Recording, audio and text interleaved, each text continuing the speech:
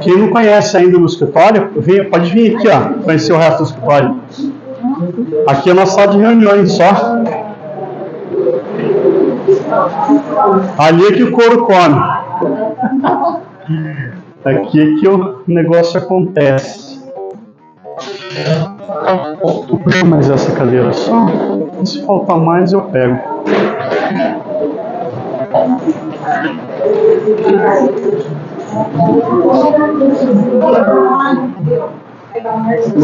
Aí, eu só vou ter que pegar, colocar mais pra cá. Tudo bem? Sejam bem-vindas. Vou tomar um cafezinho que daqui a pouco eu vou ligar o nosso negócio.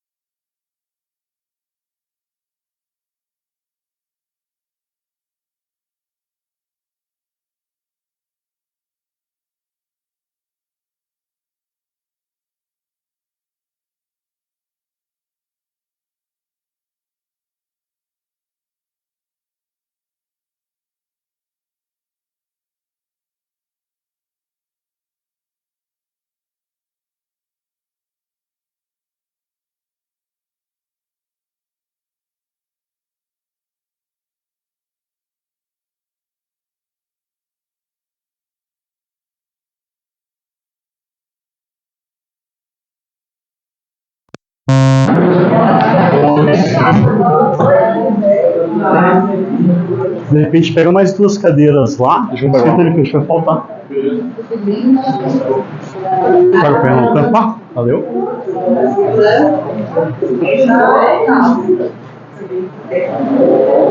Opa, você põe ele também, esse? Tudo bem? Chegue. Viu? Você vai sentar aqui? Não. Eu quero te pedir que, por favor, você fica monitorando no Instagram. Só você comprar que tá funcionando. Vem aqui. É mesmo? Quem sabe fazer ao vivo. Eu sou o Douglas. Eu sou advogado do escritório e eu vou fazer o treinamento com vocês hoje.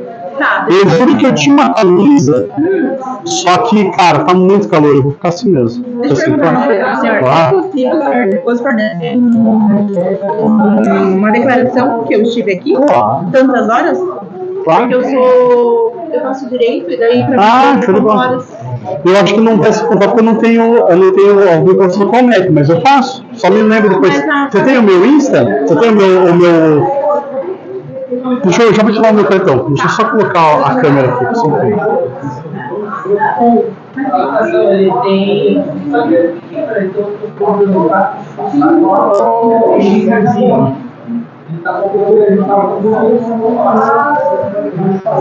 Vamos encostar a porta, senão vai ficar muito... Qual acabou? Já pego, peraí. Deixa estar aqui, ó.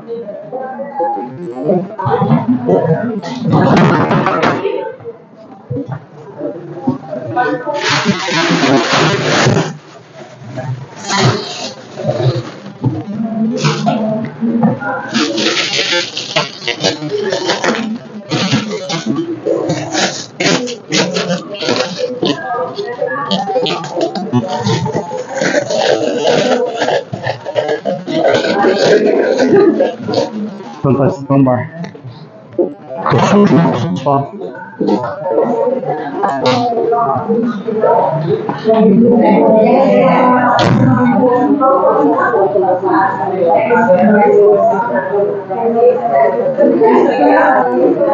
Se cair, você me avisa. Será que tá transmitindo o meu ou não? Você tá no meu Instagram? Não, você tá. Acessei. O meu é Douglas Vilar. E aí, pessoal, se alguém tiver alguma pergunta, faz aí, a gente vai tentar responder.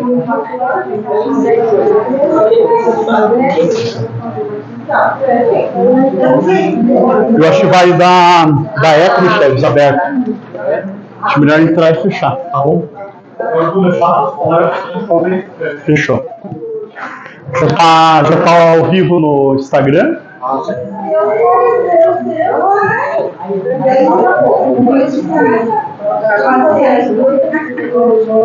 Tudo jóia? Como está? Tudo bem? Eu tenho essa aula de outros carnavais, eu acho. Aí assim, viu? Enquanto a gente tiver aí a hora que a gente tiver na apresentação, se quiser, tipo, vir comer um negócio, tomar água, sair, fica à vontade, fica tranquilo, tá? Não tem frescura. Isso aí.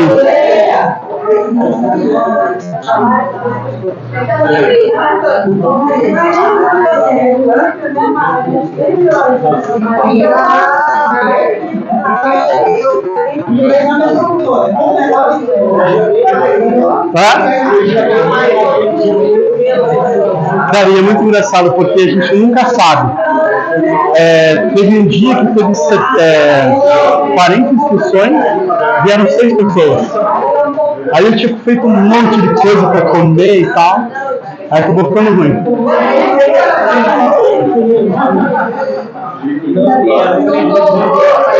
Lógico. Bom, se vocês quiserem se acomodando, então a gente vai dar início em breve. Eu vou só tomar. Tá, não tem problema. Hoje todo mundo vai aparecer.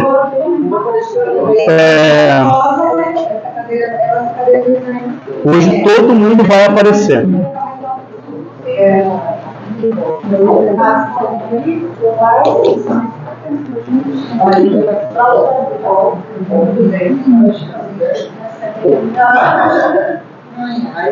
Eu posso pedir depois para alguém pegar ali na outra sala. Eu tenho camisa, gravata, tem tudo, tá? Paletó, mas o calor hoje vai me impedir de fazer a palestra com as vestes adequadas que merece. Bom, já, então acho que é melhor vocês irem embora, porque eu só fiz pelo salgadinho, entendeu? Porque foi assim, meio que estão chamados. Sim, o salgadinho é gostoso, né?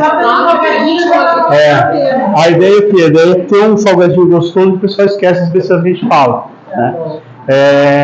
Se tiver muito frio aqui na frente, tem mais lugares lá atrás, podem ficar tranquilo, tá? Qual que é a nossa... Oi? Pode falar. Pode. Se alguém puder entrar só no Instagram para ver se está saindo a minha voz de forma linda, vai ser difícil, hein, cara? Vai ser difícil. A gente pediu demais, né? Qual que é a ideia? No ano passado, eu comecei a atender alguns corretores com processos de cobrança de mediação, né?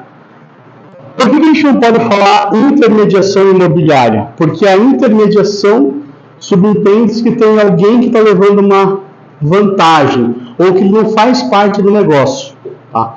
Eu gosto de usar o termo mediação porque vem de conciliação. Então hoje lá o juiz, ele principalmente é um mediador. O corretor de imóveis, ele também é um mediador. Por quê? Porque ele vai perfectibilizar, ele vai executar um negócio, tá? Um negócio imobiliário.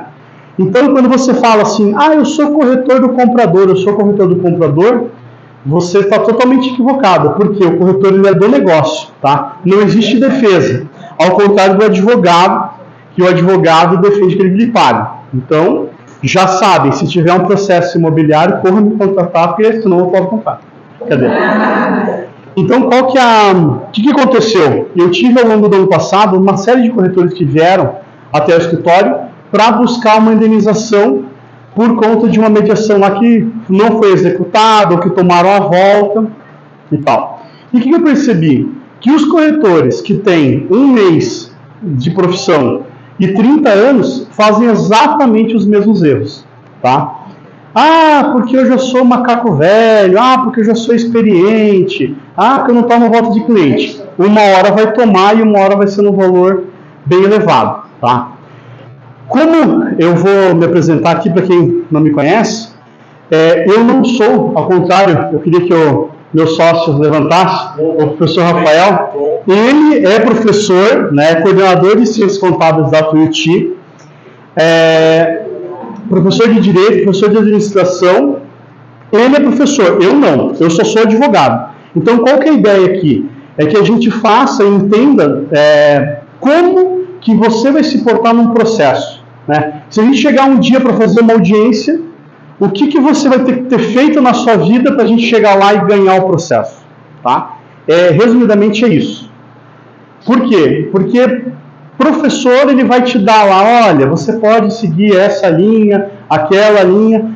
Eu não sei, eu não tenho essa didática, né? Eu sei brigar com o juiz, brigar com os juízes da outra parte, brigar com o corretor do outro lado. É só isso que a gente sabe fazer. Então a ideia é o quê? É municiar vocês para que vocês tenham lá no contrato, na forma de mandar um WhatsApp, você já tem em mente o que o juiz vai te perguntar lá na frente, tá?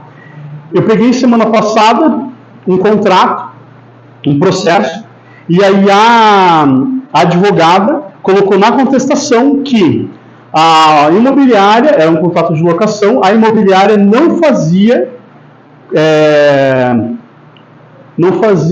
se aplicava com a defesa do consumidor, porque ela não fazia uma prestação de serviço, o que está fantástico. Quando eu abri a contestação e olhei lá o PDF do contrato, estava escrito o quê? Contrato de prestação de serviço de administração de imóveis.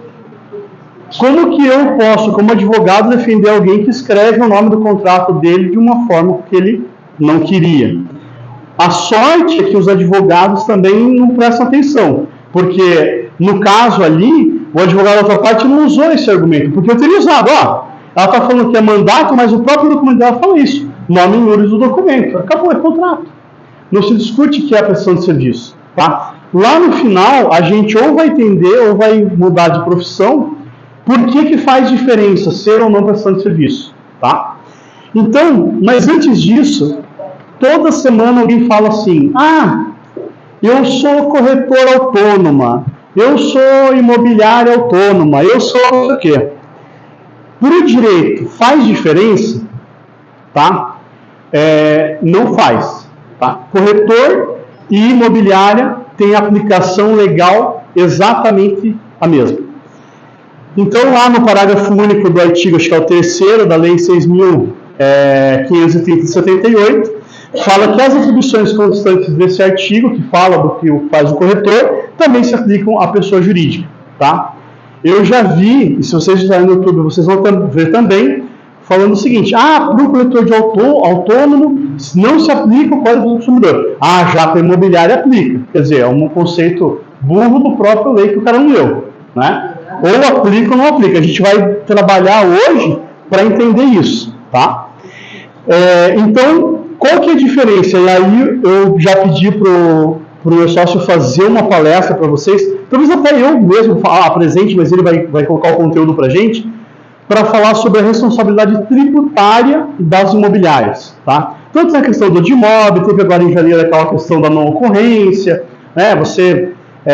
Mas e na prática, como é que funciona isso, né? Fui lá, vendi um imóvel dos sonhos de 100 mil de comissão. Legal? Legal. Se você é autônoma, né? E por autônomo se evidência que não tem CNPJ, você vai pagar lá, escalonado, 27,5% de imposto de renda na pessoa física. Tá? Isso se o físico não ficar lá, de tanto você receber, que ele te cobrar também o INSS, certo? Então, se você não trabalha, você só recolhe lá imposto de pessoa jurídica, ele vai falar, pô, mas o que você está fazendo? Ah, não, eu estou uma RPA, e isso já vai ter uma incidência diferenciada. E se você hoje pegar, entrar na internet lá, abrir CNPJ, você tem dezenas de empresas que fazem isso. A gente conhece vários corretores, tal, tem, né, o professor Rafael, ele é sócio de uma empresa de contabilidade que faz esse serviço. Uma das expertises deles é esse serviço para corretores imobiliários. Então, o que você vai pagar? Dos 100 mil, em vez de pagar R$ 27.500, você vai pagar 6%.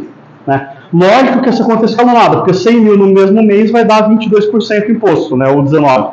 Mas, ao longo do ano, se você for menos de 15 mil, 6%. E aí mais vai tendo a gradação. Tá? Então, é fundamental entender que sou um corretor, beleza, tem uma empresa? Tem uma empresa. Ah, eu sou corretor autônomo, não quero empresa. Não, você quer empresa. Todo corretor tem que ter uma empresa. E uma coisa que é interessante, que ao contrário, por exemplo, da OAB, o corretor ele pode se associar a mais de uma imobiliária. Digamos que você está lá hoje numa imobiliária que só faz locação. Só que aí você começa a ser procurado para compra e venda. Naquela estrutura que você está hoje, não comporta ter compra e venda. Então você pode buscar um outro parceiro e indicar essa mediação da compra e venda. Veja que não tem no Estatuto de Ética do corretor nenhum problema, porque a lei fala que o corretor vai se associar a uma ou mais imobiliárias. Então, não tem problema nenhum. Já como advogado, eu não posso ser sócio do Michel e ser sócio de outros com a advocacia. A gente tem que ser fiel, o corretor não precisa ser fiel. Tá? Ah, posso ser fiel? Pode, mas não precisa. Então, o corretor pode ter seu CNPJ e pode se filiar a mais de uma empresa. Tá? Mas a maioria não. A maioria tá comendo mosca, sabe? Tá comendo mosca. Infelizmente, assim, a verdade é essa. Tá, sim. Aí o que vai acontecendo? Na medida que você pega lá o imobiliária e vai expandindo, você começa a falar, poxa, eu vou ganhar também uma parte aqui no correspondente, eu vou ganhar também uma parte aqui em prestar um serviço de pintura, eu, em vez de cobrar 6%, vou cobrar 7% e também vou dar o advogado do presente, né? Então, você vai agregando serviços à tua imobiliária. Quando você agrega serviços ao seu imobiliário e você serve para o cliente um boom de serviço, aí a gente poderia falar que está diante de uma aplicação de prestação de serviço. Você fala o seguinte, deixa com o pai vai resolver sua vida nessa transação imobiliária. Você põe o Pix aqui na minha conta e o resto eu vou te dar a chave no dia na caixa. Se você fizer isso, você está atraindo para si, então, a aplicação do Código do Consumidor. Você entende que não tem nada a ver com o contrato? Às vezes eu fico 1h30, 2 horas fazendo essa palestra que daí alguém fala assim, manda um direct no Instagram. Ah, manda para mim então o modelo do contrato, daí eu já bloqueio a pessoa, que eu não quero. Não tem, né? Não dá. Tipo, não tem um modelo, porque é o dia a dia, a relação que você vai ter com o teu cliente, que vai ou não ensejar a aplicação, entende? E aí quando a gente sabe disso, porque a gente, na maioria das vezes, a gente não sabe, né? Eu mesmo, muitas vezes, como advogado, o cara, dá para fazer isso aqui? Não, dá, deixa, tal. Daí o pessoal, prometi um negócio pro cara que eu não vou cumprir. Né? Então, aí você não pode fazer isso. Tem que falar, não, eu vou prometer para você até aqui. O advogado, ele se sai muito fácil, porque ele fala assim, você sabe, né? Bunda de neném, cabeça de juiz, então você tem lá essa diretriz. O corretor não pode fazer isso. Porque o corretor, a pessoa quando vai comprar um imóvel, muitas pessoas são muito mais instruídas, tem lá, né? Compram um monte de imóveis, são investidores e tal. Mas você tem que pensar que o cara é o primeiro imóvel que está comprando. Então você tem que dar para ele o subsídio dessa atividade que ele vai estar exercendo. Então, por exemplo, poxa, eu vou comprar esse imóvel aqui, é bom? O imóvel aqui é bom, mas se você for coxa branca, você está ferrado, porque é na frente do Atlético. Putz, não vi que tinha estádio. Você tem que falar que tem estádio na frente. Tá?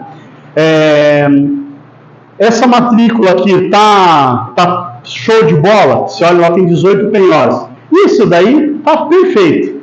Você não pode? Então você fala assim, olha, tem 18 penhoras, você tem que pegar e fazer uma análise, de repente contratar um advogado e tal. Corretor de imóveis pode analisar matrícula? Pode. Pode fazer parecer sobre o processo? Não pode, só advogado pode. Parecer sobre o processo, não. Então o que acontece? Eu acho tão bonitinho, o corretor vai lá, pega aquela pilha de certidões, né? Pegou a pilha de certidões, mandou para o cliente. Pá! Daí o cliente fala assim, tá tudo certo? Ah, não, tá tudo certo. Tá tudo certo. Ah, só tem um processinho trabalhista ali, que está baixado, tá no arquivo provisório faz 3 meses e era R$1.800.000 a ação. Quer dizer, vai desarquivar e vai peneirar o teu imóvel. Então, o que a gente pretende aqui? Não é nem vender um serviço para vocês, é que vocês entendam que quando tem, você pode até determinado lugar, a partir daquele lugar, você vai precisar de um outro braço, sabe? Então, você vai precisar de um advogado, vai precisar de um contador. Por exemplo, eu estou com um caso que o cara vai lá, vou fazer um inventário. Aí chega, sabe aquela pessoa muquirana? Eu quero fazer um inventário pelo menor valor possível. E aí ele vai vender o imóvel no mês seguinte. Poxa, se ele recebe o imóvel por 100 mil e ele vai vender depois por 3 milhões, ele vai ter ganho de capital sobre esse imóvel. Então você tem que orientar ele. Contador, corretor de imóveis tem que ser contador? Não tem, só que isso é um mínimo, sabe? Então, você não pode ser processado por essa falta de orientação, mas se você sabe, você conquista o seu cliente. E hoje, ainda mais com esse mundo da internet, está muito mais difícil você conquistar o cliente, porque às vezes ele nem chega até você, né? Hoje eu tenho clientes que eu nunca vi. Então, o cara está lá no outro lugar do país, no outro lugar do mundo, eu tenho cliente em Londres que eu nunca vi. Então, você tem que pensar no quê? Como que você vai fazer no teu dia a dia, com o teu WhatsApp, para poder prestar um serviço adequado sem acabar caindo nas armadilhas, tá? Então, o que a gente tem que tomar cuidado? Cuidado com a oferta e com a promessa. Deixa que o pai vai resolver tudo que você precisar, você não pode fazer isso. Então, pense o seguinte, qual que é o valor que a gente cobra enquanto corretor de imóveis para fazer um contrato? Quanto vocês cobram? Não cobram nada, né? Tá. Se você não cobra nada, você pode ser responsabilizado por uma coisa que está escrita no contrato? É uma coisa meio lógica, né? Então, não pode, tá?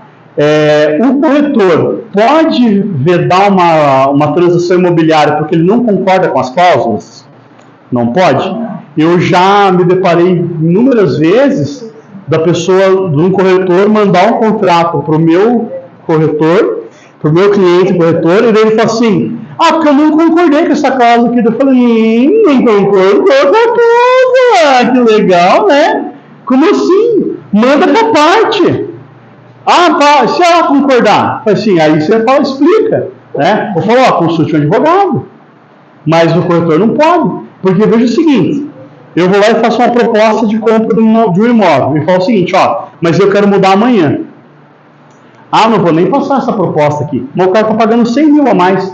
Em 2 horas você desmonta qualquer casa em Curitiba hoje. Você pega 100 pessoas, elas entram lá, se hospedam no pestano, tá resolvido. Se o cara for pagar 100 mil a mais do que vale a casa, entendeu? Então, assim, você, através da tua mediação imobiliária, vocês vão ver na outra organização, você também não tem um mandato de ninguém, né? Você não representa as partes, tá? Você só intermedia o negócio, você só media o negócio. Então, toda decisão tem que ser das partes, tá? Por quê? Quando a decisão é tua, eu estou lá fazendo um negócio com você, e aí você me enche no saco. Aí eu passo o telefone do proprietário e falo, o negócio é o seguinte, essa corretora está no saco aqui, ela fica atrapalhando, a gente incomodando, eu mandei faz 3 dias o contrato, ela ainda não deu, não mandou, vamos assinar direto? Vamos assinar direto.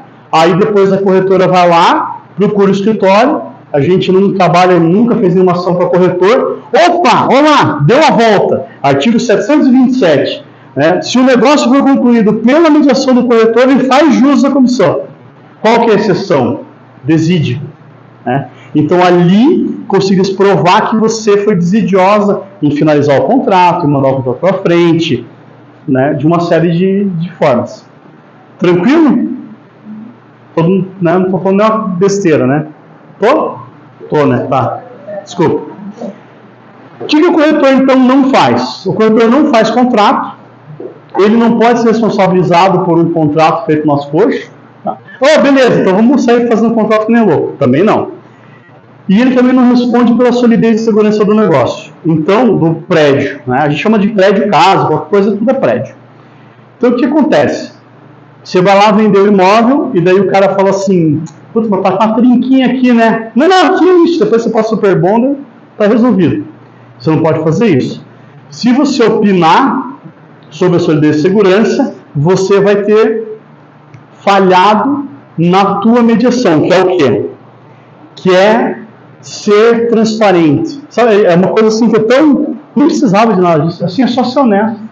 Você sabe que porra que é aquilo, a diferença de trinca, fissura? Não sei. Eu já fiz, sei lá, umas 100 perícias de processo e até hoje não sei a diferença. Fissura, rachadura. Se for assim é de um jeito, se for assim é de outro.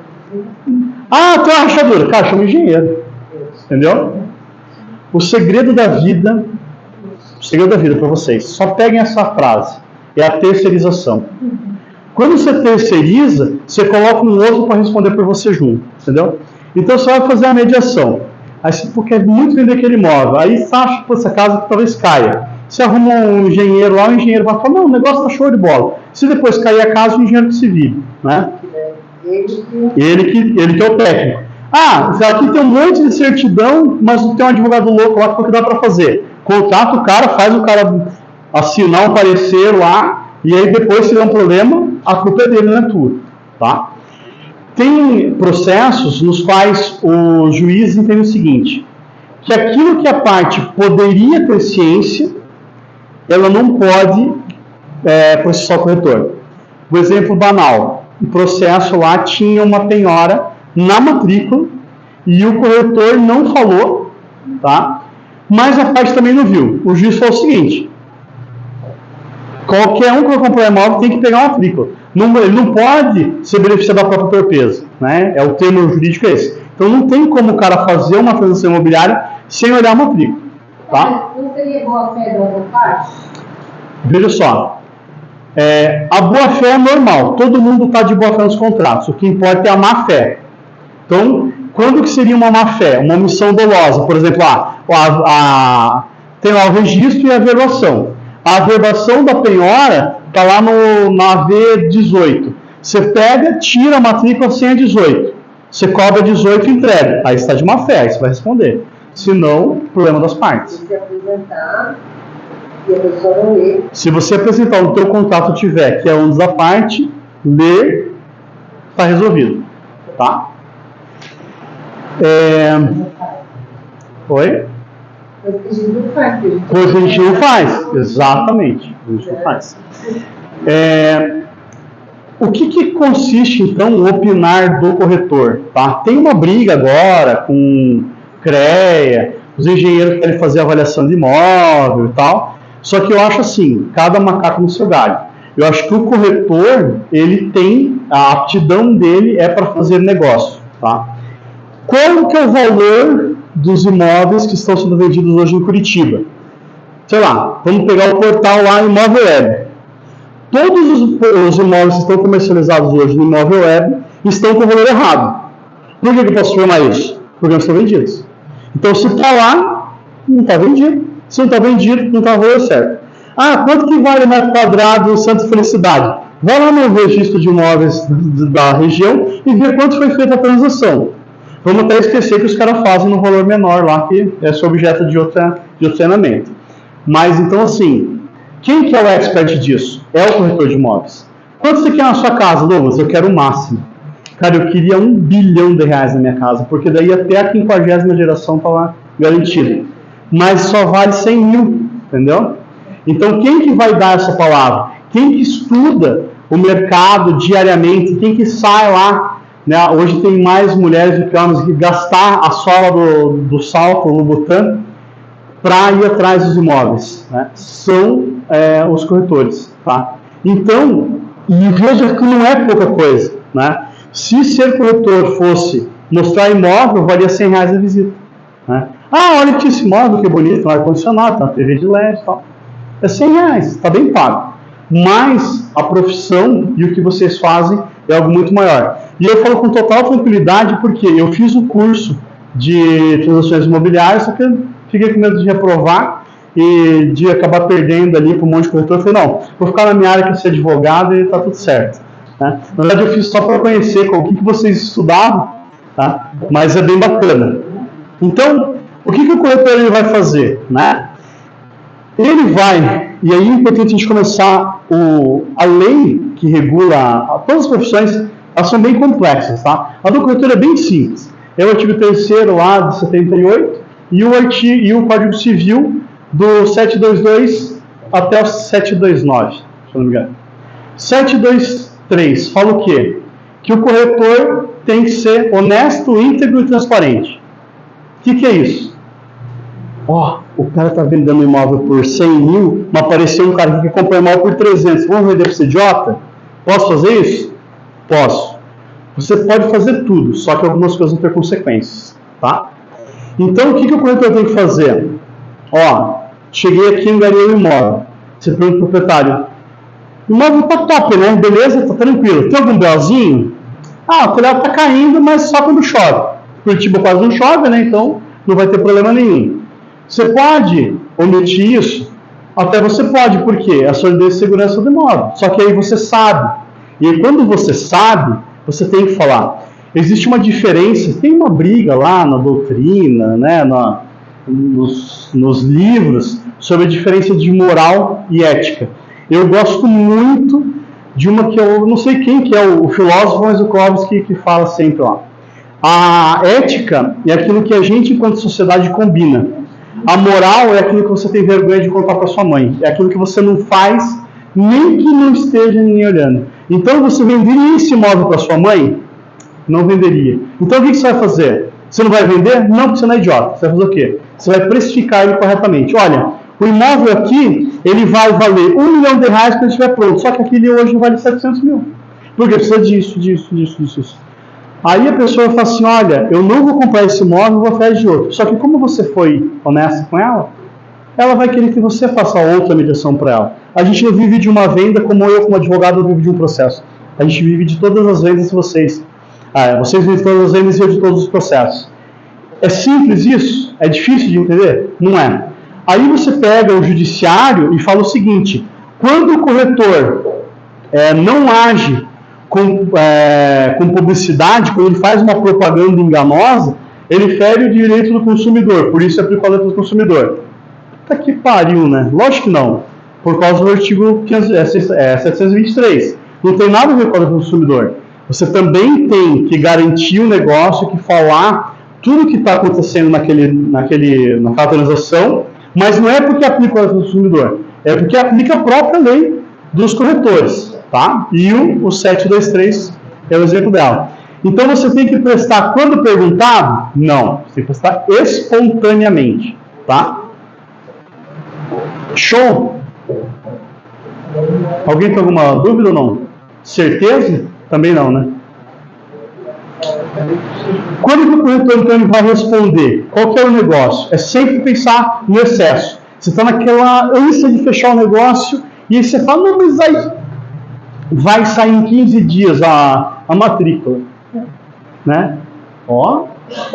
Deu sua luz e apagou sua luz. Vai sair em 15 dias a matrícula? Não vai sair em 15 dias a matrícula, né? No mínimo 30, 15 para anotar e mais 15 para sair. Então, sempre que houver acesso, você vai pagar. Não porque aplica o Código do Consumidor, porque aplica o teu regulamento próprio, tá? O negócio que ele é feito com vício de consentimento, por exemplo, o seguinte, não sei se vocês viram lá na linha verde, há 30 anos atrás eles falavam assim, eu nem era vivo, né, mas eu ouvi dizer, que você pegava lá, não, compra aqui do lado da linha verde que semana que vem vão começar a obra, daqui um mês e meio está pronto. Até hoje não está pronto, né? Faz segundo, agora não sei também se já terminaram. Então assim, você pode pegar e fazer uma oferta de que vai mudar o plano diretor e que você vai melhorar. Não pode, né? Você não pode. Então, é uma coisa bem simples. É só agir de acordo com aquilo que você sabe. Vamos falar agora um pouco, então, do Código do Consumidor. Cláudia, bom? Desculpa aí. O que acontece? No ordenamento jurídico, a gente tem relações interpessoais. É algo de direito mesmo, não tem jeito. Então é o seguinte, eu vou lá, escravizo o Micheves, em vez de colocar ele como sócio, escravizo ele e aplica-se a CLT. Tá? Se aplica a CLT, ele está na condição de hipossuficiente. Por quê? Porque eu sou o dono do capital, naquela visão retrógrada, e ele está lá, estou escravizando ele. Então eu posso fazer um acordo que ele vai abrir mão de hora extra em prol de trabalhar para mim das 6 da manhã à meia-noite porque eu sou um gênio do direito? Não pode, tá? Da mesma forma, eu posso pegar num contrato de locação e falar que o inquilino abre mão de ser notificado com 30 dias para desocupar o imóvel, eu posso tirar ele a qualquer dia que eu quiser? Não posso. Por quê? Porque existe uma proteção. Pense o seguinte, o cara vai morar na rua se tirar ele de lá. Então, a gente fala que essas são normas cogentes, tá? O direito não admite que você modifique esses artigos de lei. Você não pode fazer uma curva ali, fazer um contrato bem desenhadinho e fazer uma curva na lei. O mesmo acontece com a aplicação do Código do Consumidor. Para vocês entenderem de forma histórica, tá? 88 Constituição, 91 Código de Defesa do Consumidor, não, 90, né? 91 é a do inquilinato.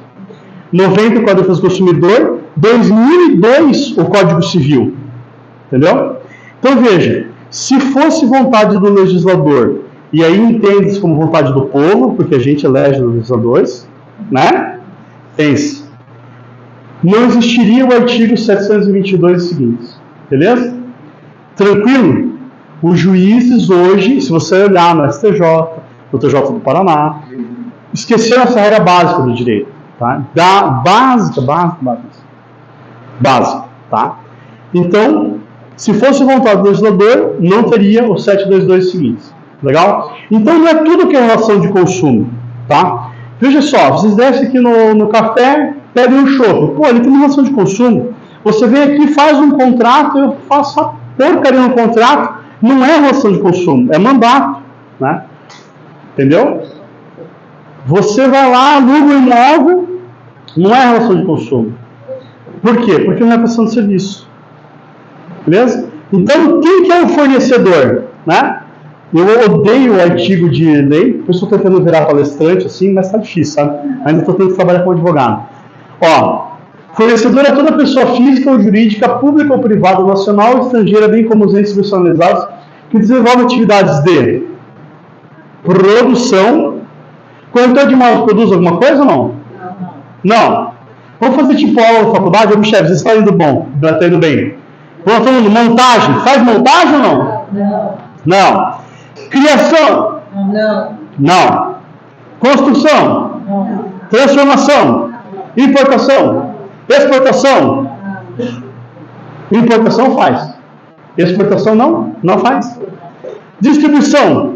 Comercialização de produtos. Comercializa produtos? Não vende carro? Ou prestação de serviço? Faz prestação de serviço? Faz? Faz? Artigo 722. Não faz, mas a gente vai chegar lá. Então, para ser o teu cliente, o demônio do consumidor, tem que aplicar concomitante, ao mesmo tempo. Artigo 3º e o artigo 2º, tá? E daí se aplicar? Não tem problema se aplicar ou não, o Código do Consumidor, cai minha comissão de 6% e acabou. Não, sabe por quê? Porque se aplicar o Código do Consumidor, tem a inversão do ônibus da prova. Imagina você pega um ônibus lá e põe um monte de prova dele. Então esse ônibus quem pilota? Né? Aquele que tem que fazer a prova. Então tem a inversão do ônibus da prova, ou seja, você corretor vai falar assim, você não me pagou a comissão. Aí na inversão do ônibus da prova, você tem que achar o WhatsApp dele, você não tem uma distribuição da prova. Tem coisa que só ele pode provar, por exemplo, ele provar que ele comprou o imóvel. Ele fala, não, isso daí é prova que você que se vire. E o mais grave é o 52, parágrafo 1, primeiro, que fala o seguinte, que a multa vai ser de 2%. Então pensa o seguinte, você vai lá, faz uma venda à vista, uma venda em duas parcelas, R$1 milhão, 700 mil hoje, 300 mil daqui a 60 dias. Vamos dar chave para o inquilino, para o proprietário ou não? Vamos? Vamos. Por que nós vamos dar chave para o proprietário? Adimplemento substancial do contrato. Ele já pagou mais da metade do contrato. Né? Qual que é a função do corretor? Você sabe ou não? O que faz o corretor? Aproxima as partes e vende imóveis. Beleza? Tá, então o corretor, quando ele vai elaborar o contrato dele com auxílio do advogado ou sem auxílio do ChatGPT, ele tem que fazer o quê? Que esse negócio não seja desfeito. Tá? No Código Civil, tem um artigo que fala o seguinte: o juiz, ele não vai anular o negócio. O juiz vai fazer o quê? Ele vai, no máximo, dar uma interpretação melhor de uma cláusula lá que foi abusiva. Mas ele não vai anular o negócio. Então você, como corretor, você tem que pensar, quando você está mostrando o imóvel, vendeu o imóvel, que legal, vou fazer o contrato, colocar uma prazo, tá? Porque você tem que pensar que você não tem que fazer um negócio que não pode ser anulado. Entendeu? Então, se aplicar, se você colocar, nesse exemplo que eu dei, 700 agora, 300 depois, entrega a chave. Pô, se o cara não pagar o 300 depois, aí eu vou querer uma multa gorda. Quero 50% de multa. Posso cobrar 50%? Posso. 311 do código fala que o juiz pode, ao arbítrio, diminuir a multa, mas você pode colocar até o valor da obrigação. Então pode ser até 100%. 50% tá show de bola. Mas daí o cara vai lá e fala, não, que se aplica o Código de Defesa do Consumidor, porque a gente é o suficiente, né? Imagina, você vende um imóvel, sei lá, você fatura lá, a Adriana fatura lá 100 mil por mês. Aí ela vende imóvel para o cara que fatura 10 milhões por mês. Quem que é o suficiente? É ela ou é o cara? Lógico que é ela. Ela só ganha 100 mil por mês, olha que merreca. O que vai acontecer nessa hipótese? Se aplicar o Código do Consumidor, vai inverter os da prova e aí a multa não vai ser mais de 50%, vai ser de 2%. É aula chata de direito mesmo isso. A gente faz as piadas para tentar, né, fazer um gracejo. Mas é complexo, não é simples. Então, por que a gente tem que fugir do Código do Consumidor? Porque lá existem regras que vão beneficiar uma das partes. Tá?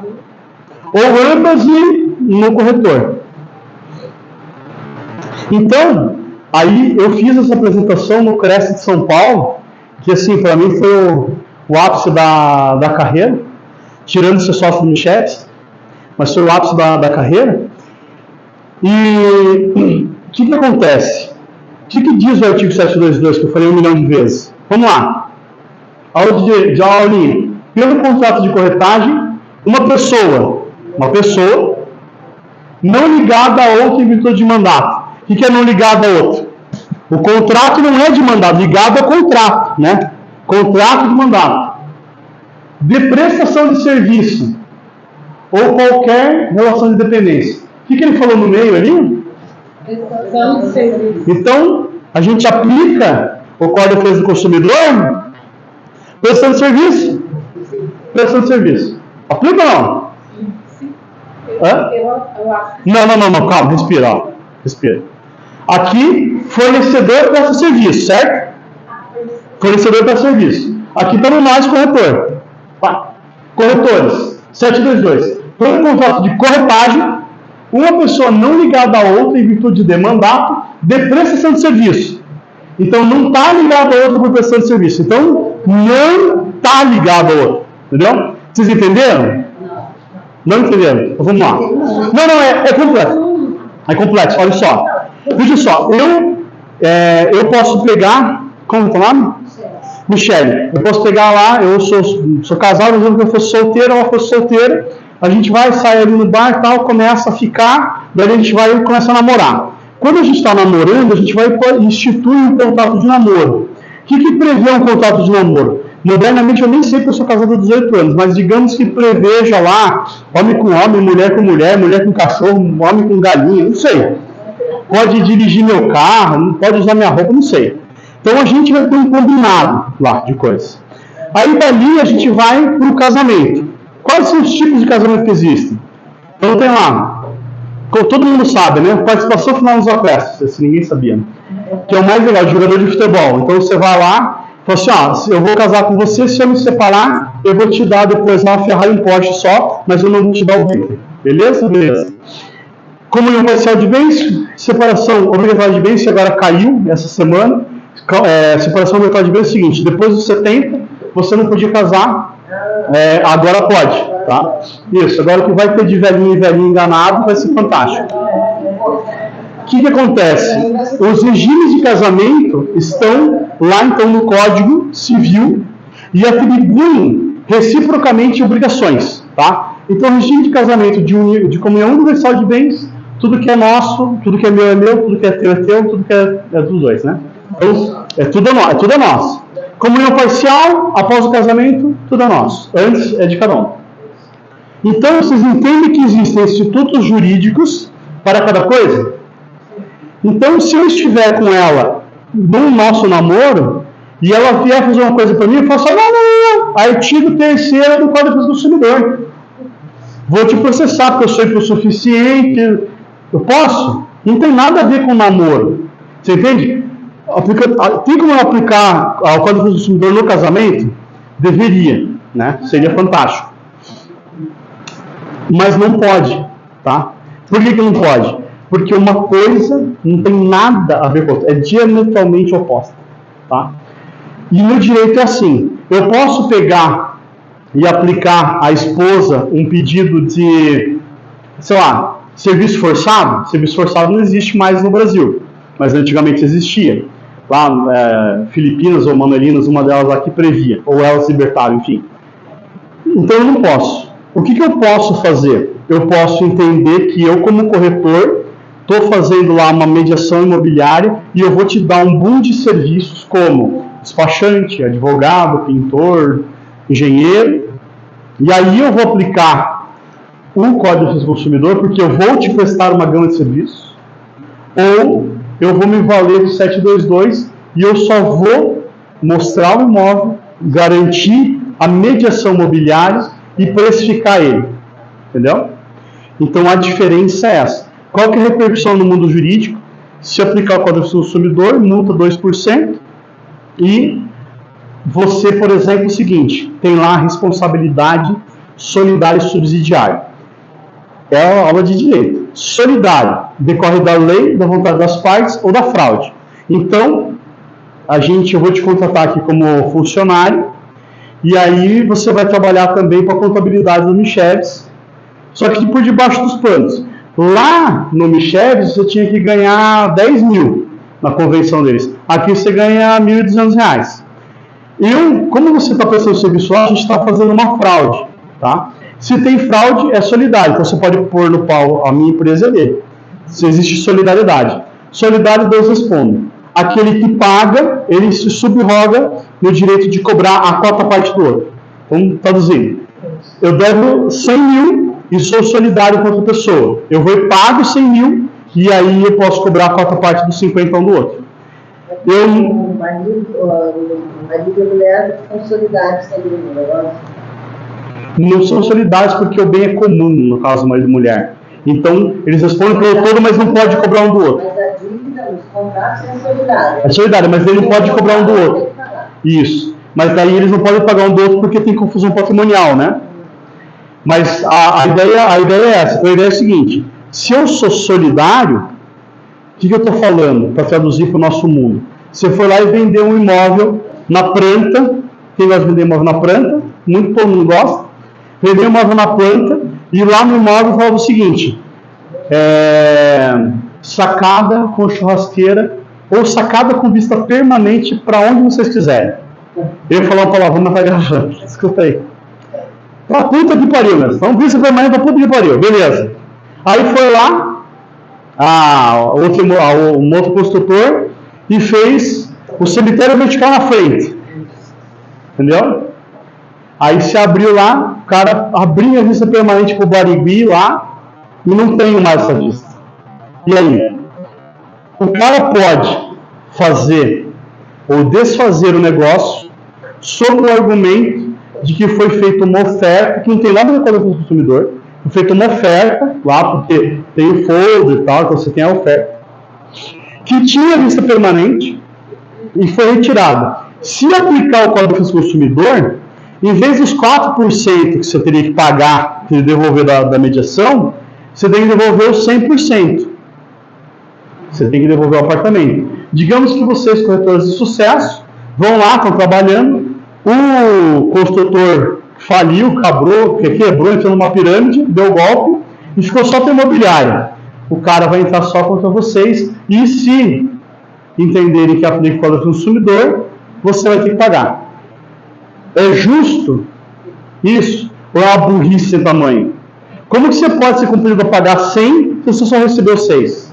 Faz sentido isso algum ou não? Faz sentido ou não? Então, um monte de decisões do STJ, do TJ do Paraná, mas é uma burrice sim sem tamanho. Por quê? Porque está na lei. O artigo é claro, 722. Só que daí naquele caso, sobre justiça especial, talvez o corretor lá tenha falado, eu garanto que aqui vai ser a vista permanente, ou num processo, foi churrasqueira na sacada que prometeram, depois não tinha, foi da semana passada, né? Entendeu? Então assim, não é culpa do judiciário, né? Eu brinquei que é burrice do STJ do Pará, mas não é. A culpa é de quem? A culpa são dos corretores. Entendeu? Por quê? Porque a gente no dia a dia não sabe o que está fazendo. Tá? Assim como tem advogados que não sabem o que estão fazendo, eu sou um deles. Né? Tem os corretores que também vão lá e escrevem contrato de prestação de serviço. Né? A gente vai pegar hoje, chegar em casa, bêbado, depois do podcast, e vai abrir os contratos hoje lá e vai tirar tudo que tiver prestação de serviço. Dá um Ctrl L, localizar, substituir prestação de serviço pelo artigo 722. Show? Não precisa nem de advogado, né? Show não? Show, né? Essa é show, né? Tá. E aí, então, o que diabo que eu tenho que fazer como corretor de imóveis? O que eu tenho que fazer? Eu vou exercer, aqui na época, isso foi em 70, então eles usavam esse termo ainda de intermediação. Hoje a gente gosta mais de usar a mediação. Da venda, permuta, locação e pode ainda opinar sobre comercialização imobiliária. O que é legal aqui, que a gente sempre se ferra? O cara vai lá e fala assim, posso vender meu imóvel por 10 milhões? Pode, mas não vai vender nunca. Adianta você comercializar um imóvel que não vale aquilo? É só perda de tempo. Então o corretor, ele dentro daqueles requisitos que a gente gosta de falar, lá, transparência, honestidade, seriedade, fala, cara, na boa, espera, teu filho vai vender ele por 10 milhões. Você só venderia por 3. Entendeu? É normal isso. Por quê? A pessoa vai fazer o quê? Ela vai no outro imobiliário, vai comercializar por 10, os caras vão gastar 300 para a Chip House para fazer foto, vão fazer foto, pôr no site, às vezes patrocinar uma publicidade e não vai vender. Aí a cada 3 meses você liga para a pessoa, oi, tudo bem? O que você está fazendo com 10 milhões? Não, como assim? Não vendi meu imóvel ainda. Mas, entendeu? Olha, eu tenho um cara aqui que compra ele por 3. Entendeu? Porque a vida é assim. Quem muito promete, nada cumpre. Tá? Então, a gente tem hoje, né, medo de perder negócios. E aí você acaba sendo omisso na sua relação com o cliente. Vários e vários vídeos que eu gravei, nesse momento eu falo assim, na sua prestação de serviço. Aí eu mesmo dou um tiro, né? Mas por quê? Está tão incutido no nosso dia a dia, na nossa mente, que é difícil, né? Você... Não, eu te presto serviço aí. Não é. A prestação de serviço no Código Civil, ela é a seção do contrato. Então, pense o seguinte, contrato de casamento, né? Se não tivesse na lei que era o casamento, seria prestação de serviço, entendeu? Contrato trabalhista, se não tivesse na lei lá os requisitos do artigo 3º da CLT, era para prestação de serviço. Então, a prestação de serviço é a exceção, ela não é a regra. Então, por isso que a gente gosta de falar aqui, porque cacete tem o 722, porque não é prestação de serviço. Aí, a gente está fazendo como hoje lá, os corretores de imóveis. Você, posso ver esse imóvel? Mas podemos ver aquele imóvel amanhã? Você manda lá. Podemos, se a Maré é esperta, ela faz o quê? Ela ainda manda o anúncio. Podemos ver este imóvel, né? Eu gosto muito da Rosângela lá, que mexe com WhatsApp e tal. E aí eu falo para ela assim, que ela tem que ensinar os corretores a colocar a mensagem automática, né? Porque tem lá as mensagens automáticas, eu tenho também hoje no meu celular. Você mandou a mensagem para o corretor, ele tem que responder como? Olá, tudo bem? eu já entro em contato com você, caso saia a venda, 6% de comissão. Acabou. Já coloca lá de cara, né? Outro dia, agora já faz tempo, eu rejeitei um cliente, R$90 mil de comissão. Ele não tinha escrito em nenhum lugar que ele tinha negociado com o cara, que ele ia fazer a mediação. Ele não tinha prova de que ele foi mostrar o imóvel, ele não tinha prova que ele mandou o documento para ele. Ele não tinha nada. Aquele é o corretor já mais antigo, então ele gosta de papel. Eu vou fazer um papel. Eu falei, então, da próxima você pega a ficha de visita, leva junto e mostra pro cara, né? Eu estou com um caso que fizemos uma locação para um cliente, né? Um médico, e quando foi feita essa locação, eu fui atrás de um imóvel específico para ele alugar, para ele. Sim. E daí ele ficou lá 2 anos, pagou os aluguéis, tudo certinho, mas a proprietária quis vender, e eu sempre estava buscando ela para vender para ele. Daí ela fez o quê? O ficou devendo, a gente, né, o meu sócio lá ficou devendo 2 aluguéis para ele, ficou no mês, mas não ficou devendo, só não foi passar naquela época. Daí ela ficou lá, não, porque pulou a gente e foi direto no cliente que era nosso. E pegou e depois ele pagou lá os aluguéis para ele, né? Mas ela pegou e foi direto e tentou vender o imóvel para o inquilino. Certo. E daí não quer pagar a comissão para mim. Isso é, por quê? Porque ele não tinha prestação de serviço de venda, tinha o contrato de locação. Veja só, se você não tem lá uma autorização de mediação de venda, tá? Vai depender de você ter conduzido essa negociação. Porque é o seguinte, o fato de eu te conhecer não me obriga a te pagar a comissão no imóvel que eu for vender. Isso não obriga. Até eu gosto de comentar isso, assim, da proximidade de quem trabalha com locação tem que ter, tanto do proprietário quanto do inquilino. E é normal, sempre parece pessoal assim, cara, mas ele está morando no imóvel já há 5 anos e agora ele vai comprar por outro imobiliário.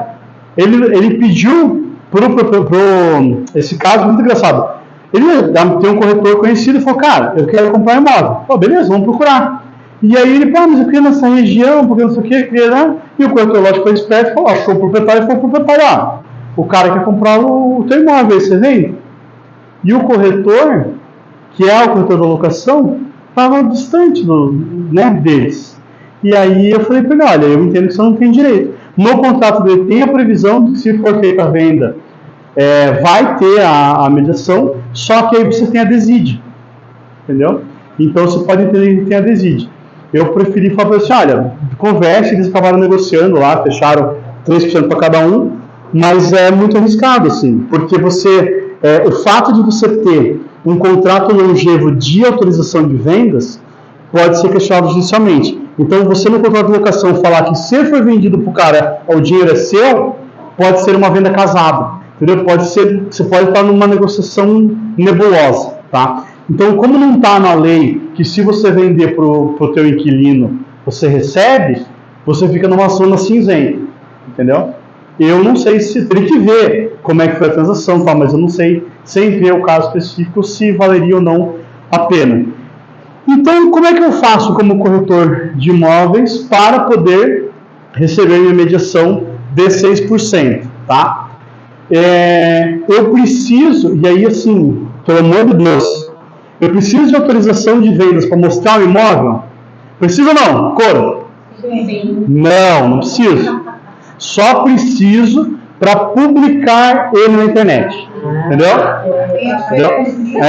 Sabe o que vocês me ferram? Quando a gente vai fazer audiência, a gente pode falar assim, o juiz vai sentar com você e daí ele vai te perguntar. E daí você fica tentando decorar as perguntas, você só escuta, né? Isso, vocês perguntam, eu não é preciso perguntar. Então, o que é legal? Quem não tem, eu quero fazer um negócio chique, eu sou imobiliária chique. Um cara falou para mim assim, doutor, mas é uma venda muito grande, eu queria fazer um troço chique. Faz uma NDA, então. NDA é chique no último. O que acontece? Você pega lá uma autorização de vendas dirigida, né? E se aquele negócio foi realizado, e aí você pode colocar qualquer tempo, você vai receber a mediação. Então você faz isso normalmente com um negócio acima de 10 milhões, tá? É bem bacana, assim. Então mas não é a mesma autorização de venda, só que é uma proposta dirigida. Eu vou vender para o fulaninho de tal. É um cliente específico. Cliente específico, Tem um cara me falou uma vez, muito engraçado. Ele falou assim, mas eu tenho, offline. Mas eu tenho o e-mail de todas as consultoras, e daí se eu pegar um e-mail e mandar para todo mundo, se quiser comprar, fala comigo. Eu teria como? Porque ele ia mandar a matrícula e tal. Eu falei, não, daí não, né? Por quê? Tem que ser uma relação próxima, né? Tem que ser uma relação próxima. Ficha de visita, quem tem na bolsa aí? Alguém tem na bolsa? Ninguém tem na bolsa, né? Alguém mostrou o imóvel hoje? Vou tirar 5 e dar em 6. Porque é o seguinte, imagina que você vai mostrar um apartamento, e aí nesse prédio tem 3 apartamentos. Então você fez igual eu brinquei com a Mari lá, que ela manda qual que é a proposta. Ela manda qual que é o imóvel que ela vai mostrar. Só que então você subiu, e aí tinha lá o 10º andar, e de fora vocês viram que tinha o 18º. Você sobe no 18º, tá lá o proprietário, tem a plaquinha do lado de fora, lá de dentro, proprietário. Ninguém vê, né, imóvel. Daí você vai lá, só para ver isso aqui, onde é que entra. Aí você dá de cara pro proprietário. Você é o corretor? Não, eu sou o dono aqui, você quer vender? Quero. Aí você abraça ele, sai de perto do cliente, né? Fala, vou vender aqui 6%, show de bola. Para o cliente, você precisaria ter o quê? Uma autorização, ou, né, se me autoriza a vender, autoriza. Então manda lá, se isso autoriza, pelo menos. Mas você teria que ter o quê? Uma ficha de visita, que daí você não foi no teu imóvel, você foi no outro. E é normal, né, não sei se com vocês acontece também, mas já me relataram que é normal, o cliente fala assim, vamos sair aí na louca, vamos ver 3 imóveis. Isso vai para ver 3 e acaba vendo 7. Né? Então, desses outros, você acaba não tendo nada. Então, pega o papelzinho lá, ficha de visita. A gente viu esse. Acabou. Tá? É um papel simples. Porque daí, qual que é o principal motivo das palestras? E por que elas são gratuitas? É porque se eu fosse cobrar 100, 200, sei lá, 500 reais para fazer uma palestra dessa, para o nosso negócio é muito pouco. Por quê? Eu quero fazer para vocês uma mediação lá que vocês vão pagar 10 mil, 50 mil, 100 mil de honorários. Entendeu? Então, qual que é a ideia? É municiar vocês para que vocês tenham esse direito no futuro. Porque se você não tiver uma proposta, se você não tiver uma ficha de visita, você vai chegar aqui e vão falar assim, vamos tomar um café lá, mas a gente não vai fazer processo. Entendeu? Então, o que você tem que ter? Autorização, só para publicar na internet, autorização sem negócio. Ficha de visita, eu gosto sim, com campo de proposta, emissão da posse e afins. Porque é o seguinte, você chega lá, a pessoa viu lá 50 imóveis. Aí ela fala, cara, esse é o imóvel do meu sonho, então senta aqui. Quanto você quer pagar? Quero pagar 100 mil. Quando você quer mudar? Quero mudar dia 10 de agosto. E você vai pagar como? Vou pagar tanto agora como financiado. Beleza. Faz o Pix aqui para minha conta de 50 mil. Aí chega o proprietário, estou com uma proposta aqui, tal, assim, sabe? Qual a condição é essa? Isso, na ficha de visita, eu só vi uma vez acontecer em toda a minha carreira como advogado, estagiário e afins. Mas, era uma transação muito alta. Tá? Era uma transação de 5 milhões. E o cara perdeu porque ele foi mostrar o imóvel para o jogador de futebol e aí o cara acabou falando, não, legal, vou lá na imobiliária fazer a proposta. Quando chegou na imobiliária, entrou com a proposta. E aí o cara privilegiou quem fez primeiro. Então, assim, quanto antes o cara souber que ele quer o imóvel, antes você arranca dele o sinal de negócio. Pode ser uma ficha de visita. Tá? Proposta de compra. O que tem que ter na proposta de compra? Se o imóvel ele é alienado. Eu, há um ano atrás, falava o seguinte, o que tem na proposta? Data de entrega das chaves, valor e condição de pagamento. Por que eu inseri que tem que falar se o imóvel é alienado ou não? Porque um idiota aí de um juiz falou que não foi explicado que o imóvel estava alienado. Faz diferença alguma para o trâmite da compra e venda o imóvel está alienado ou não? Não faz isso, viu? Vocês todos podiam ser juiz. O juiz, como nunca comprou imóvel na vida, falou que isso daí é impeditivo.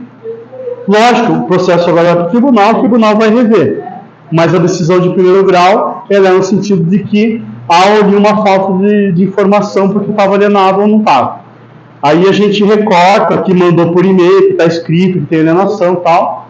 Mas aí, assim, há de cautela, né? Para que a gente não corra um outro processo, eu gosto já de deixar hoje claro. Cara, então coloca lá. Porque a jurisprudência e os precedentes, eles vão a galope. Então, você pega uma decisão ruim hoje, daqui a pouco você tem 2, 3, 10, você vê, mudou todo um entendimento jurídico por uma coisa que está justamente errada, que ninguém falou na lei e olhou.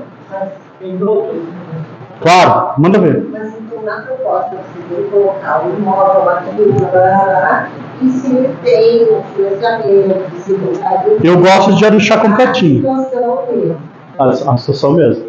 Por exemplo, assim, porque ele pode negar o negócio por falta de informação. Isso, mesmo com arras na conta, ele fala, isso daí eu não sabia, daí eu não concordo. Qual que é a diferença na lei? Pode falar, desculpa. Já aconteceu isso comigo. E a cliente, ela comprou um imóvel aqui sem alienação. E daí, se emborracharam, você perdida, a senhora de caixa, ele demora. Então, assim, é uma função e daí ela não quer esperar. A Caixa. E a gente não avisou ela de alienação. A Caixa hoje está rápido, tá? Hoje a Caixa, sim. 2 semanas você pode lá visitar a orelha do gerente que ele faz. Agora tem, por exemplo, fundo de investimento, tem alguns bancos digitais que, assim, mesmo a gente cobrando todo dia, ameaçando processar e notificando, levar 4 meses, tá? Então é importante sempre ponderar isso. E veja que isso está lá naquele comecinho que a gente falou da transparência. Então, cara, ó, até assim, né? Tem alguns cartões que aceita também, tipo, baixar a alienação. Isso, você faz num ato único. Você faz num ato único. Às vezes o lugar não aceita. Qual que é a diferença da proposta de compra e venda, do compromisso de compra e venda e do contrato de compra e venda? Nós vamos ficar até meia-noite aqui hoje, se der. Ó. Não necessariamente. Juridicamente, ele pode ser o mesmo documento. Qual que é a diferença? Isso. Qual que é a diferença? Na prática, é isso, tá? Só que pense o seguinte, é o que eu falei para vocês no começo, eu quero treinar vocês para a gente fazer audiência. O que o juiz precisa, tá? Para ele não cancelar o negócio? Qual que é a diferença? Vamos para o básico. Contrato de compra e venda e promessa de compra e venda. Contrato de compra e venda, quem aqui já fez? Levanta a mão. Contrato de compra e venda.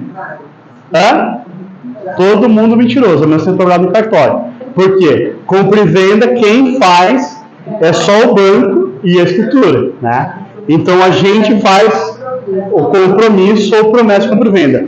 No Código de 17 ele usava os 2 termos e dava diferenciação. No Código de 2002 ele fala que tudo é promessa. Então a gente usa promessa. Se você olhar na doutrina, fala o seguinte, que promessa é quando não tem o prédio ainda, e daí compromisso quando já tem o prédio, ou quando está quitado. Não faz diferença. A ideia é o quê? Promessa, então é aquilo que a gente vai fazer no dia a dia. Tem valor jurídico a gente fazer um contrato de gazeta? Tá? Na lei, antigamente não tinha. Hoje tem. Por quê? Hoje vai o seguinte, que eu posso pegar a promessa de compra e venda que não contenha cláusula de arrependimento e que esteja devidamente quitada e entrar com ação de adjudicação compulsória, que agora pode ser ação judicial. Então, imagine o seguinte, se eu for usar promessa de compra e venda, não pode desistir. Na promessa, você tem que colocar o quadradinho, agora eu copio e cola a matrícula, descritivo do imóvel. Copiou e colou lá, cláusula de não pode se arrepender, tá? E pagou o preço, tem a adjudicação compulsória. Se o cara morrer, não assinar, sumir, casar, não é teu. Você tem lá o teu direito, então, linear para adquirir a propriedade. Então, hoje, o que a gente faz? A gente faz uma proposta e aí a gente já vai para o compromisso. Ou para a promessa. Eu, particularmente, eu só faço promessa. Né? Eu falo para o corretor assim, pega o arras lá, coloca qual que é o prazo para ter que entregar o imóvel, se tem não sei o quê, tá bem básico, depois eu vou mandar o link para vocês. e aí a gente já vai para o documento, entendeu? Aí algumas falaram que eu achei bem legal. Deixa o arras na conta da imobiliária, e daí se a certidão der um BOzinho, já devolve. Eu, praticamente, não gosto disso, eu sou advogado, gosto de processo. Então, se tem um ônus, tem como a gente resolver o processo, né? Então, se a matrícula está positivada, lá a gente vai lá e resolve. Não temos medo de resolver a matrícula. Então... Você acha errado lá no sinal da imobiliária? Isso é bem legal. Eu fiz esse ano 10 processos de golpe do Pix. O que isso tem a ver com a imobiliária? Tudo. Imagina o seguinte... valor médio de imóvel hoje de médio padrão em Curitiba, R$1 milhão. Mediação 60 mil. Você vai lá e fala o seguinte: vou salvar aqui as arras, a comissão, e vou pegar mais 40% para o dono do imóvel. 4%. Vai dar R$100 mil. Se é um corretor mediano, para baixo, para ruim, e fecha só 10 negócios desses por mês. Você está com R$1 milhão na tua conta que não é teu. Aí entra o estelionatário e faz o golpe do Pix em você. Você perde R$1 milhão. Até você provar que entraram na tua conta e roubaram, você ficou um mês preso. 10 clientes vão pedir o dinheiro deles, você não vai ter o dinheiro e tal. Então é o seguinte, qual que é, lá na tabela do Cresce, o percentual que você ganha para administrar a capital do terceiro? Não tem? Agora teve uma alteração que o cartório está querendo fazer isso agora. O cartório de registro de imóveis, ele está querendo administrar o arras. Então, você vai poder depositar para eles, olha que eles são bonzinhos. Eles vão cobrar uma pequena, módica taxa de 1,2 ou 1,8 do valor do depósito para garantir o negócio. Então, fez lá a transação, deposita para ele, foi no cartório assinar e ele resolve o negócio. Show, né? Eu não gosto de arras quando é imobiliário, tá? Eu acho o seguinte: meu dinheiro na tua conta, teu dinheiro na sua. Então, a mediação, o valor da comissão é show de bola. O Michelis é contador também e ele sabe muito bem que às vezes a Receita vai lá e fala assim: cara, passaram 3 milhões na sua conta esse ano, você declarou que recebeu 500 mil. Por quê?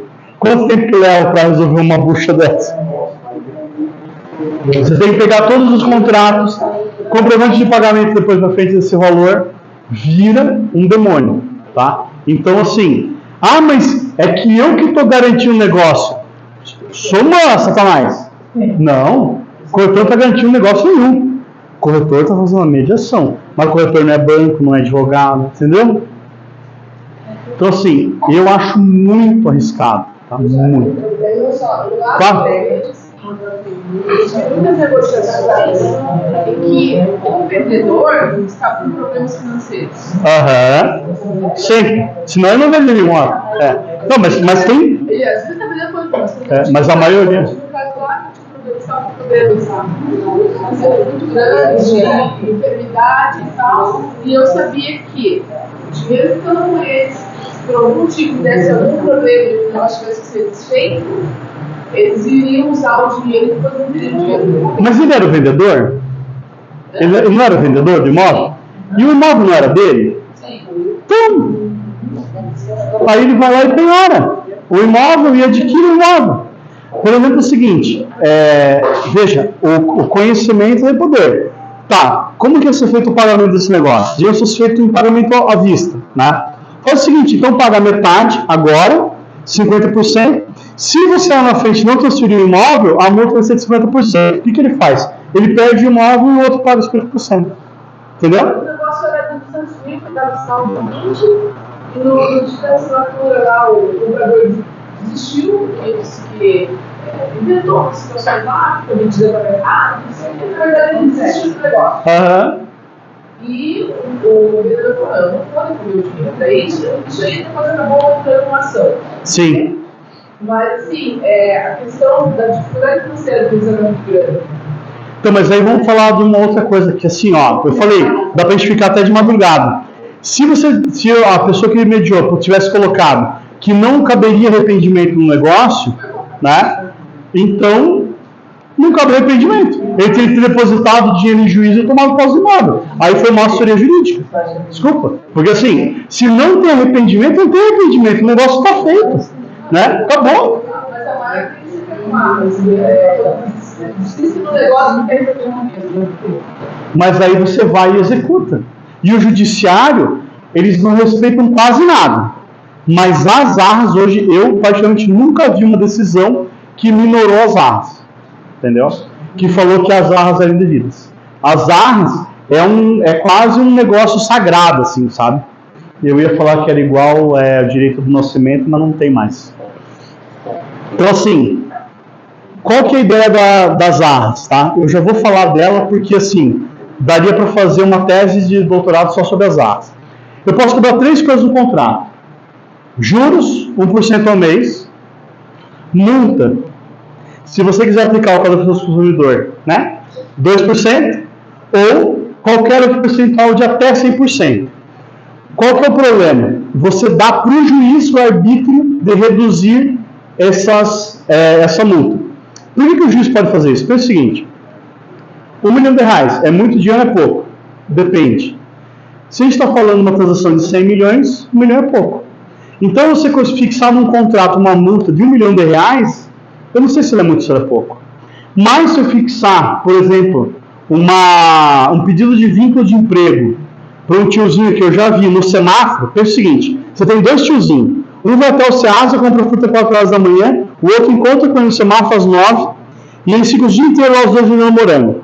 Aí, o Pix é de um, e o dinheiro vai depois do outro. Eu tenho lá jornada, tenho pagamento, salário, e eu tenho execução de serviço. O cara vai lá e pede um vínculo de emprego. É proporcional essa relação? Os caras estão no mesmo balaio. Tá? Como eu tenho um imóvel e você tem o dinheiro, como é que eu vou me vincular a você? Porque eu tenho um imóvel. O imóvel é meu. A propriedade é minha. Né? Eu vou me vincular a você pelas arras. Então, eu quero tanto esse negócio que eu vou te dar X. 10%, 20%, o valor que você quiser. Tá? Se você colocar 420, não tem arrependimento. Se você colocar tem arrependimento. Se você colocar 418, aí o negócio ele vai seguir. Então, é o seguinte, você fez as arras sem arrependimento. O juiz, a pessoa não quis desistir. Entra com a ação de obrigação de fazer, deposita o dinheiro em juízo da diferença. Se o cara não assinar, adjudicação compulsória. Pagou o preço, tal, não tem arrependimento, acabou. Se tem arrependimento, o cara perde as arras de cara. E, juridicamente falando, é um instituto super complexo, mas para a gente colocar no contrato, é 2 artigos. Né? Quando que eu vou usar quando eu vou usar o outro? Se o negócio for muito enrolado, 418. Se for só ir no cartório e pagar, 420. Por quê? Se o cara não for no cartório de pagar, ele perde o negócio. Tá? Se ele puder perder o negócio, perder as arras, você tem que colocar um contrato acessório que ele vai pagar a mediação imobiliária. Senão o juiz não condena, porque ele fala que o negócio não foi concretizado. Tá? Se for financiamento, se tiver o 418. Por quê? Porque você pode prolongar o prazo para obtenção do financiamento. Imagine que você tem uma situação que você vai levar lá 3 meses, a pessoa, por exemplo, vou precisar mexer no meu imposto de renda para poder dar certo o negócio. Você pode fazer um contrato assim? Você pode. Agora a gente está numa época propícia. Né? Fevereiro, os contadores estão tudo de boa assistindo as palestras besta, mas mês que vem os caras estão tudo maluco, cara. Eu ligo pro cara 10 para meia-noite, cara, depositar 1 milhão de honorários. Ele fala, cara, não dá, eu não posso fazer isso agora.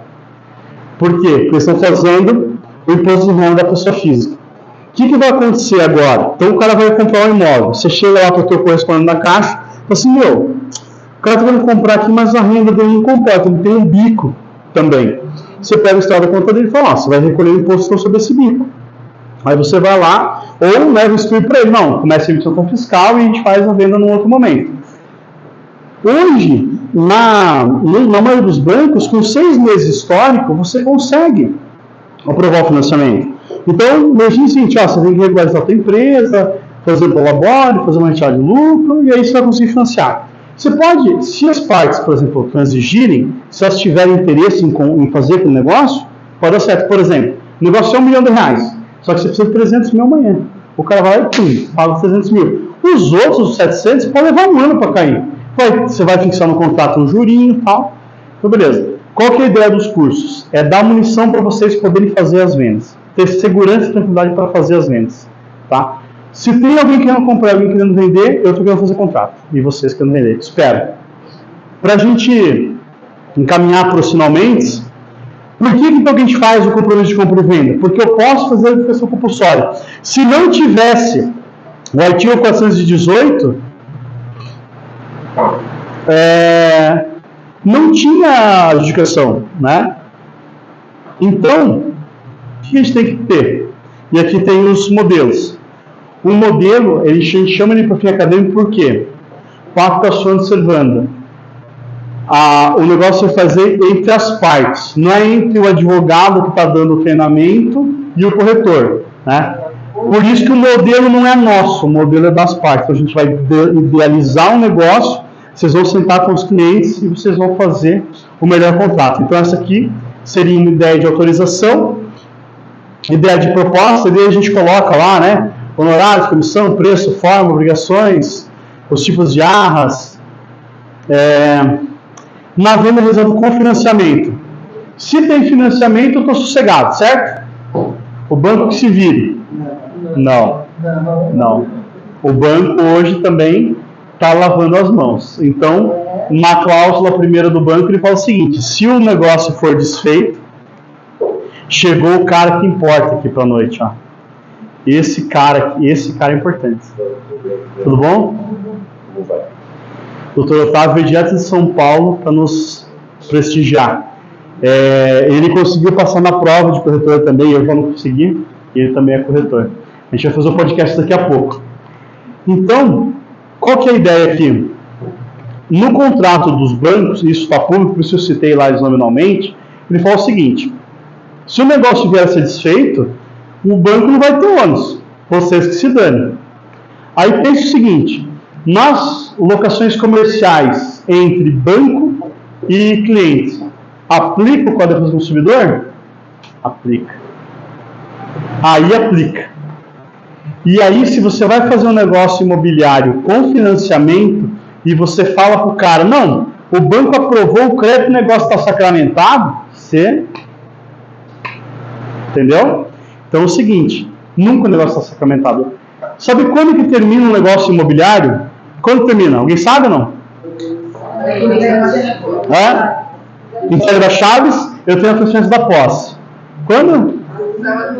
Matrícula no nome da pessoa. Também não, porque é só 4 anos depois que sai a matrícula no nome da pessoa. Por quê? O prazo para anular o ato jurídico de 4 anos. Certo, doutor?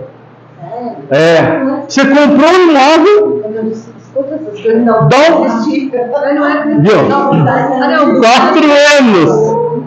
Então você fala o seguinte: você vai entregar a matrícula pro cara, dá champanhe e fala assim: ó, daqui 4 anos e um dia você fala aleluia, irmão, imóvel meu. Não, é muito raro, né, os casos de você conseguir anular uma transação, mas então, por exemplo, é o seguinte: eu sou empresário e aí o meu imóvel está no nome da minha pessoa física. Você vai lá e não sabe que eu sou empresário e eu tenho lá 100 milhões em processos trabalhistas. E aí os advogados trabalhistas estão tudo dormindo, ninguém viu que eu tinha aquele imóvel na minha pessoa física. Eu faço a venda para você e aí no processo trabalhista eu sou incluído na lide. Hoje não pode mais, então uma decisão do STF está pendente. O Gilmar Mendes vai decidir se o empresário responde para a dívida da empresa ou não. Mas está sobrestado ainda, né? Mas digamos que ele estiver sobrestado. Sobrestado é suspenso, mas ele pode decidir de qualquer jeito. Digamos que então ele fale o seguinte: ó, essa venda aqui já foi com o intuito de fraudar um crédito trabalhista. Por quê? As certidões trabalhistas são obrigatórias ou não? São obrigatórias? Entendeu? Por quê? A concentração de autos na matrícula vale somente nos casos do código daquilo que é segundo o distribuidor de Curitiba, que é processo cível, tá?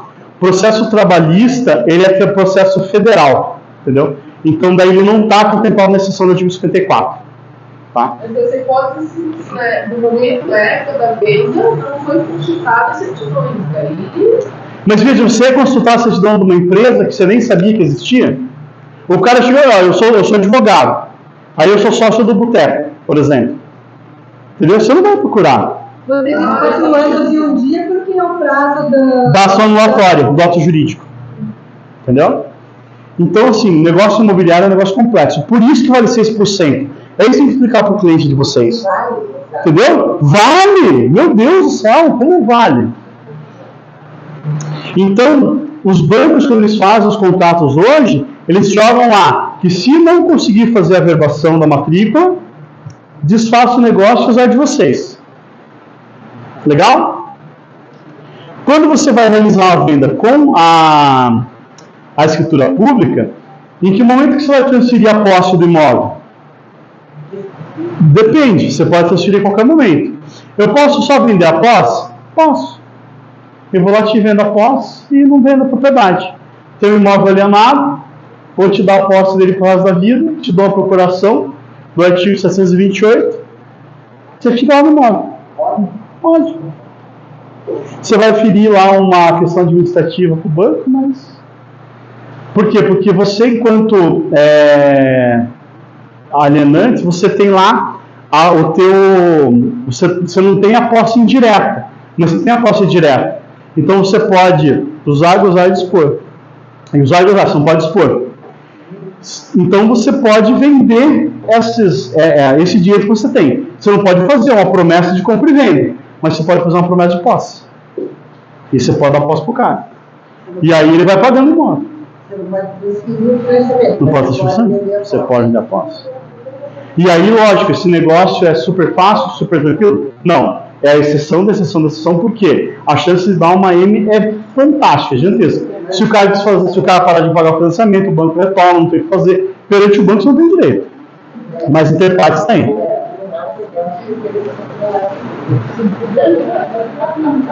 Aplicação do serviço de corretagem e o CDC. Agora a gente vai fechando aqui a ideia. O que eu falei para eles, Otávio? Que a minha ideia era fazer o quê? Como eu não sou professor, era treinar eles igual a gente treinava. O Otávio foi meu preposto. A gente treinava para fazer audiência. Então, a ideia é o quê? Eu estou treinando eles por dia que eles precisarem, eles saber o que falar para o juiz. Saber como agir no dia a dia para que a atividade deles não seja enquadrada como prestação de serviço. Então a gente tem lá as decisões falam o seguinte: inicialmente se reconhece os avanços sociais havidos com a implementação do CDC ao longo dos últimos 30 anos. Porém, deve-se entender que não existe somente a aplicação, os contratos existentes somente no CDC, ou seja, outros negócios jurídicos, como eu falei do namoro, do casamento e tal, existem, né? Como preceitua o Código Civil, que é de 2002. Contrário fosse o desejo do legislador, não haveria previsão legal no Código Civil. Responsabilidade dos contratos, desde que submeteria tudo ao Código do Consumidor. Aí, a gente tem o quê? Em vista à natureza jurídica do serviço de corretagem, não há, em princípio, liame jurídico do corretor com obrigações assumidas pelas partes, celebrando do contrato. Ou seja, o corretor não é solidário do negócio jurídico. Tá? Então, ele não tem responsabilidade porque aplica lá o 722 e o 723. O STJ, ele está dividido. Por quê? Ele tem decisões que ele fala que se aplica e decisões que fala que não se aplica. Tem um tema que está para ser julgado agora, que é no caso das incorporadoras. E eu acho que no caso das incorporadoras, o corretor funcionário da incorporadora, eu acho que nesse caso aí se aplica ao consumidor. Mas eles vão decidir. Tá? Então, como no direito tudo é relativo, né? As imobiliárias, visando uma maior aceitação diferencial e renda, acabam por vezes realizando contratos de prestação de serviço, pois pretendem receber um comissionamento pelos serviços de despachante imobiliário, vistoria, intermediação financeira. assessoria jurídica ao cliente. Nessa hipótese, a imobiliária, na prática, pratica lá, então tem a prestação de serviço. Então, vai atrair o CDC. Importante destacar que nos contratos realizados de autorização de vendas, se for mencionado contrato de prestação de serviço, já vai atrair para si pelo nome NURS. Então, colocou o nome, se ferrou. E os honorários do corretor? Quando que ele tem direito? Tá? Eu vou correr aqui para a gente poder descer. O corretor tem direito à mediação quando ele conclui o negócio ou ele toma o tombo. Fácil, né? Tem 2 processos associando por causa disso.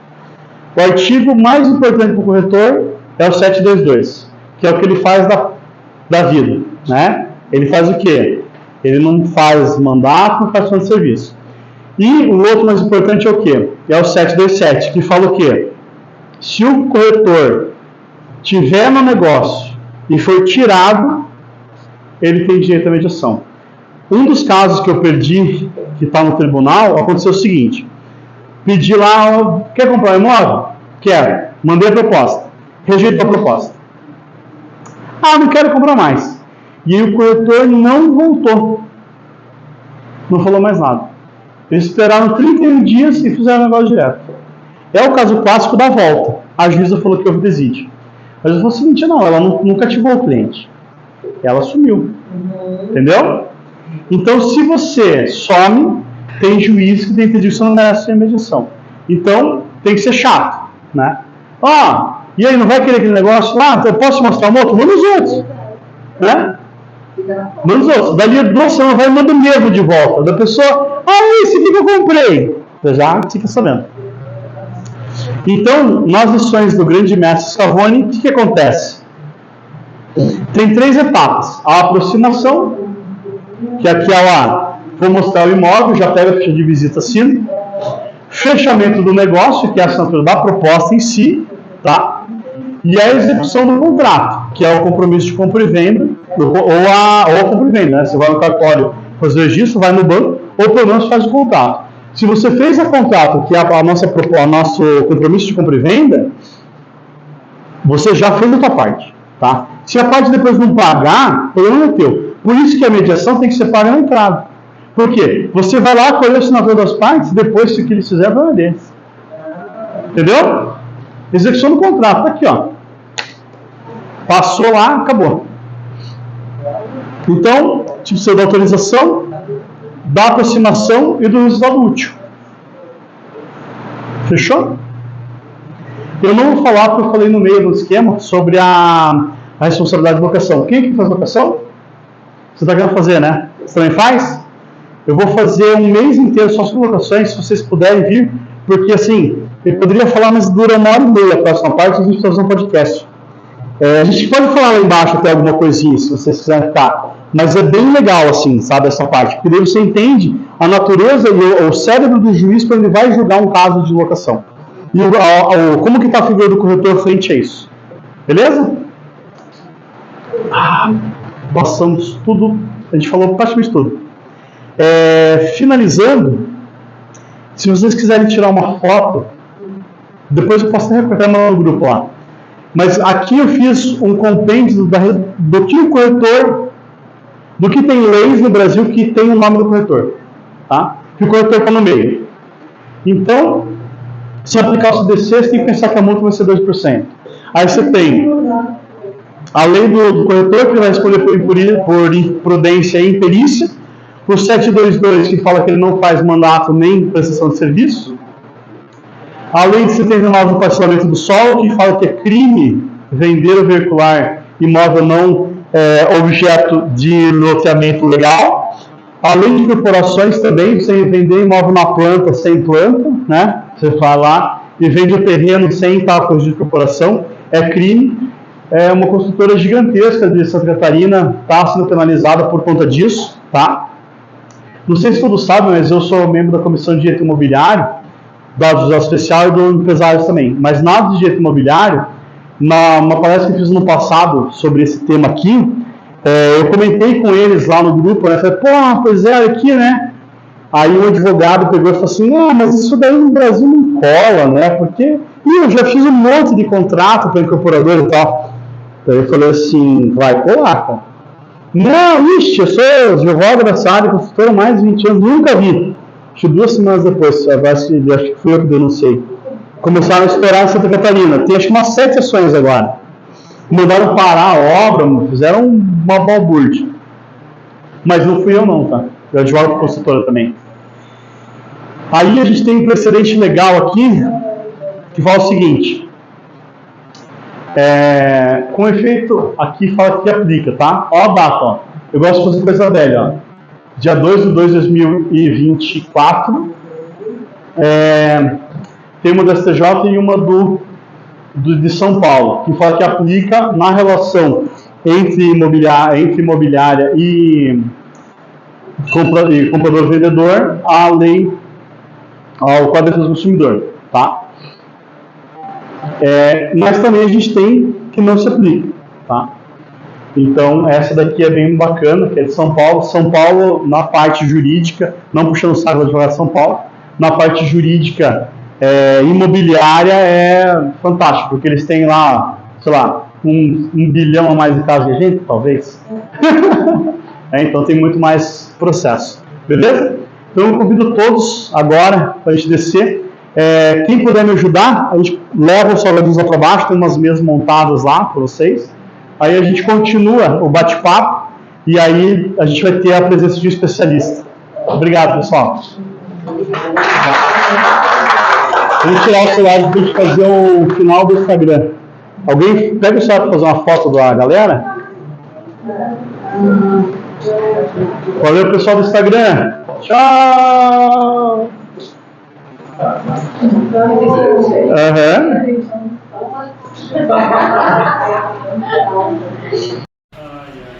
Nossa, sem voz, cara. Eu tô desde 5 horas da manhã falando.